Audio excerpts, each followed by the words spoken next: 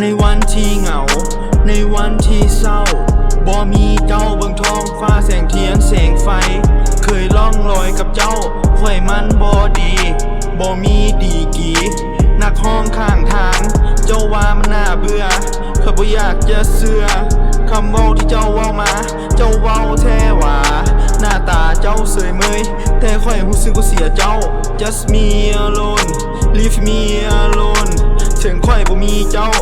ข่อยก็จับแต่ไมโครโฟนเป่าคอนอโลนในห้องเรื่องราวของสองเฮามันลืมบ่ได้ในตอนเมาที่ข่อยจับแก้มของเจ้าหน้าฮักคือป่าปากเป้าเจ้าเคยเฝ้าตอนข่อยเมาอย่า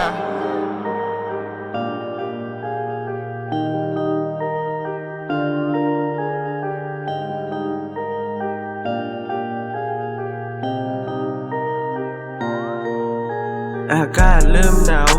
สายลมพัดมาอยากมีเจ้าอยู่ข้างกายค่อยเอาแต่เมาค่อยมันบ่ดีบ่สมกับเจ้าไปซะคนดีบ่ต้องห้องให้ในวันที่เหงาในวันที่เศร้าบ่มีเจ้าเบิ่งท้องฟ้าแสงเทียนแสงไฟเคยล่องลอยกับเจ้าค่อยมันบ่ดีบ่มีดีกี่นักห้องข้างทางเจ้าว่ามันน่าเบื่อข้อยบ่อยากจะเชื่อคำเว้าที่เจ้าเว้ามาเจ้าเว้าแท้หว่าหน้าตาเจ้าเสยเมยแต่ข่อยรู้สึกว่าเสียเจ้า just me alone leave me alone